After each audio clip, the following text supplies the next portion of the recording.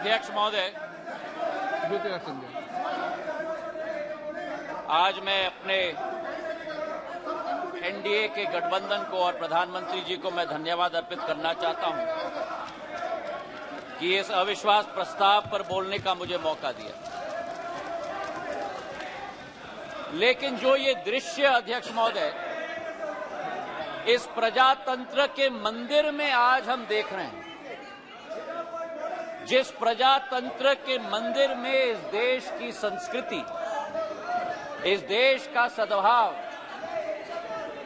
इस देश की विचारधारा निर्मित की जाती है, जिस प्रजातंत्र के मंदिर से देश की 140 करोड़ जनता अपनी प्रेरणा लेती है, उस प्रजातंत्र के मंदिर में ये स्पष्ट हो गया है अध्यक्ष महोदय कि इन लोगों को ना देश की चिंता है, ना प्रधानमंत्री के पद की चिंता है, ना राष्ट्रपति के पद की चिंता है। इनको तो केवल अपनी हैसियत की चिंता है। ये देश को पूर्ण रूप से स्पष्ट हो गया। अध्यक्ष महोदय, मुझे 20 साल हो गए हैं इस संसद में, मेरा अपना सौभाग्य मैं मानता हूं, लेकिन ऐसा दृश्य में मैंने 2 दशक में नहीं देखा है कि जिस तरीके से इस देश के सर्वोच्च पद के व्यक्ति 140 करोड़ जनता के हृदय में स्थापित इस देश के प्रधानमंत्री के प्रति जो शब्दों का उपयोग विपक्ष के द्वारा किया गया है, मैं मानता हूं कि सदन के सामने नहीं लेकिन देश की जनता के सामने इन्हें माफी मांगनी चाहिए। आज जो दृश्य हम देख रहे हैं अध्यक्ष महोदय कि अविश्वास प्रस्ताव के आधार पर, अध्यक्ष महोदय मैं आपका संरक्षण चाहूंगा। ये बोलने के लिए कभी तैयार हो जाते हैं लेकिन सुनने के लिए तैयार नहीं होते। ना देश की जनता की ठोक कर 2 बार चुनाव में नतीजा हजम करने के लिए तैयार है, न सदन की बात सुनने के लिए तैयार है।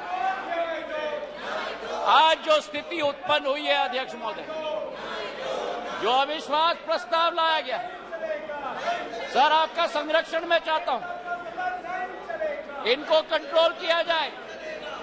देश की जनता ने तो अपना पूरा परिणाम इनके चेहरे पे दिखा दिया।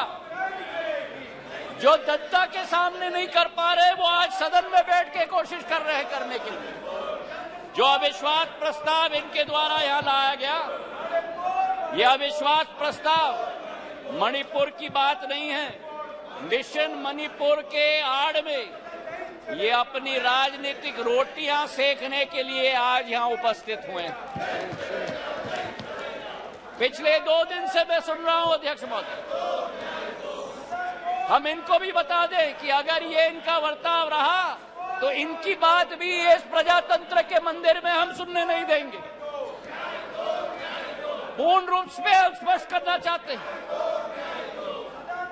अध्यक्ष महोदय, जो इस क्षेत्र में और इस सदन में प्रस्तुतिकरण हुई है, ये वो बादल है जो गरजना चाहते हैं लेकिन बरसते नहीं। ये वो बादल है जो चर्चा में रहना चाहते हैं लेकिन चर्चा सुनना नहीं चाहते। अध्यक्ष महोदय, आज अध्यक्ष महोदय ये अविश्वास प्रस्ताव जो लाया गया है, सारे आवश्यक विमर्श एक तरफ रखे गए हैं और इनकी हट एक तरफ है। हमारे देश के प्रधानमंत्री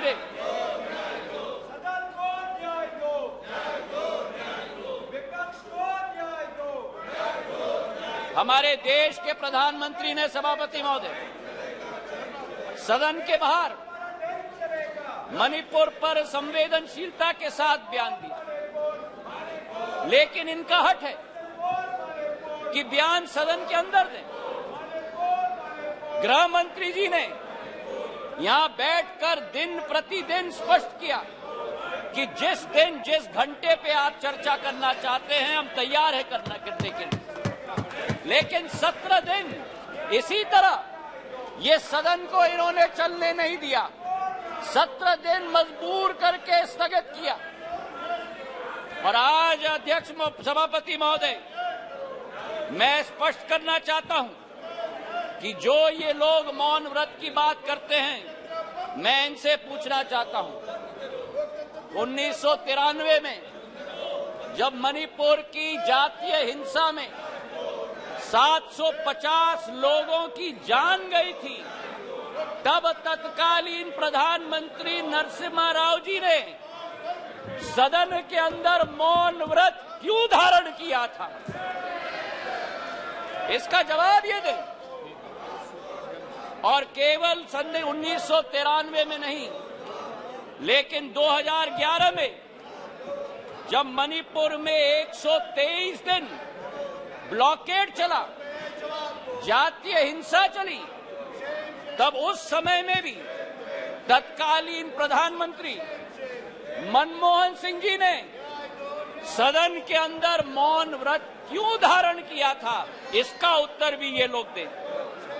तो सभापति महोदय, मैं आपसे पूछना चाहता हूं कि ये अगर दोगली राजनीति नहीं है, ये अगर पॉलिटिक्स ऑफ कन्वीनियंस नहीं है, तो क्या है? मैं पूछना चाहता हूं। आज सभापति महोदय, लोकतांत्रिक व्यवस्था पर मैं इनको भाषण नहीं दूंगा, लेकिन जो इनकी अवसरवादी सोच है, उसका पर्दाफाश पूरे देश के जनता के समक्ष में रखना चाहता हूं। ये जो समूह है I.N.D.I.A. इस समूह में एक प्रोफेसर हैं जो मोरालिटी की बात करते हैं, सिद्धांतों की बात करते हैं, मूल्यों की बात करते हैं, लेकिन प्रतिनिधित्व वो एक ऐसे दल के करते हैं जिन्होंने भ्रष्टाचार की नई कीर्तिमान स्थापित की। इस I.N.D.I.A. समूह में एक ऐसी समूह की नेत्री है, जिस समूह की नेत्री सोचती है कि कश्मीर को भारत के साथ जोड़ना सबसे बड़ी भूल है। ये इनका असली चरित्र है। मुझे लगता है आप बहाना ढूंढ रहे हैं बाहर जाने का। ये उचित नहीं है, ये उचित नहीं है। कार्यकर्ता ने आपने अविश्वास प्रस्ताव लाया, उसका उत्तर सुनिए आप। ये बिल्कुल मर्यादाहीन व्यवहार करना, उसके बाद वॉकआउट करना, ये लोकतांत्रिक संसदीय व्यवस्था की दृष्टि से उचित नहीं है। नो, बिल्कुल गलत बात है ये। आपका इस प्रकार से बहाना लेकर के बाहर जाना, ये बिल्कुल संसदीय व्यवस्था का अपमान है। ये बात कृपा करके नोट करिए आप लोग, प्लीज। Honourable minister, please.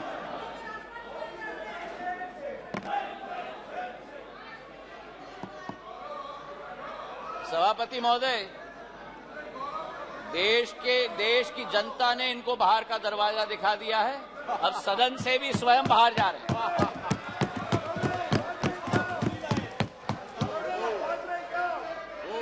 इन्हें तो सभापति महोदय अपने अविश्वास प्रस्ताव पे स्वयं ही विश्वास नहीं है।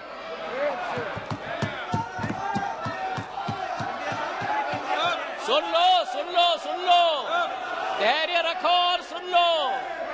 इतने उत्तेजित मत हो। जो देश की जनता ने परिणाम दिया है वो स्वीकार करो। अब सभापति महोदय, इनके जो एक समूह है I.N.D.I.A. घमंडिया समूह, उस समय में समूह में आम आदमी पार्टी के कार्यकर्ता ने स्वयं यूपीए सरकार पर 2G और कोल स्कैम का PI लगवाया, और आज कांग्रेस का हाथ आपके साथ। ये स्थिति अंदर की बात। और वही स्थिति सभापति महोदय, हमारे टीएमसी के साथी यहां बैठे हुए थे, जिस टीएमसी के बारे में अधीर दा रोज इस सदन में लपक कर भ्रष्टाचार की बात करते थे, चिटफंड की बात करते थे, अपने संसदीय क्षेत्र में कार्यकर्ताओं की कत्लों की बात कर रहे थे। आज वही कांग्रेस पार्टी और वामपंथी दल हाथ में हाथ उस टीएमसी के साथ मिला रहे हैं सभापति महोदय। तो ये इनकी असलियत है। और जो मैं कहना चाहता हूं सभापति महोदय कि अगर इन लोगों को अपने गठबंधन में एक दूसरे के विरोधी होकर भी सत्ता के लालच के साथ पूरे तरीके से कुनबे की तरह साथ में आ रहे हैं। आरजेडी और जेडीयू की बात करें, लालू प्रसाद यादव जी पर जो रोजगार का आरोप लगाया था, जमीन पर रोजगार का एक्ट का आरोप लगाया था, वो जेडीयू के वर्तमान के अध्यक्ष ने स्वयं सीबीआई को सबूत अपने हाथों से दिलवाया था। और आज दोनों हाथ में हाथ मिलाकर चल रहे हैं।